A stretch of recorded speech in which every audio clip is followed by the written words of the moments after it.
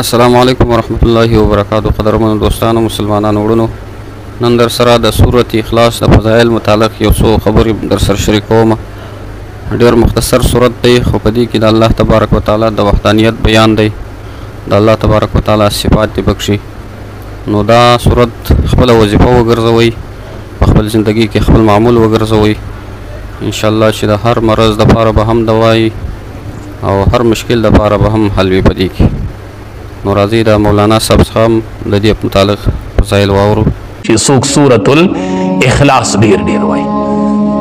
نبی علیه السلام ته صحابي وي غریب یم، بس چې کور ته ننوځي جو بسم سلام ورچوه، بیا سورة الاخلاص تلاوت کوه.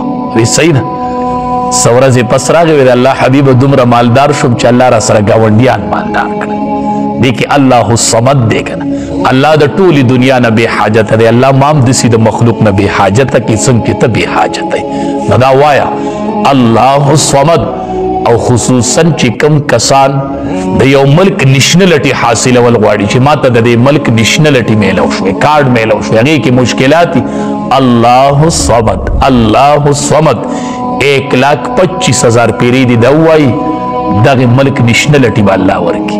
الله الصمد د صمد معنا دا ده که نه، دې وجې نه چې د چا نوم عبدالصمد نو دته صمد مه وایې، دا ډېره ګناه ده که نه. صمد معنا دا ده چې ټول پټول مخلوق په هر څه کې دته محتاج یو، دی هیڅ چاته نه محتاج. د صمد دا معنا نو دا ته مخلوق ته وایې ای صمده، نه عبدالصمد وایې. صمد نوم چاته ویل دا ګناه ده.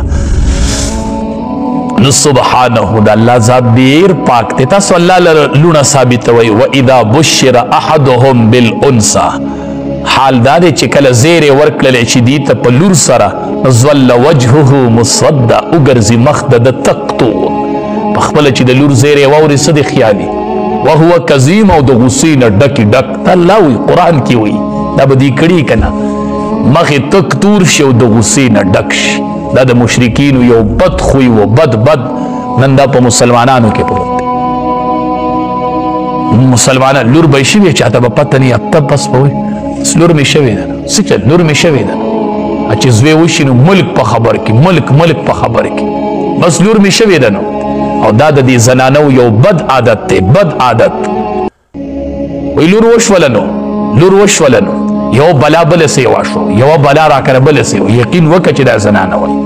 دا خو تاسو د مشرکینو اقوال، دا به مشرکینو وي، مشرکینو دا خو د مشرکینو خبرې دي.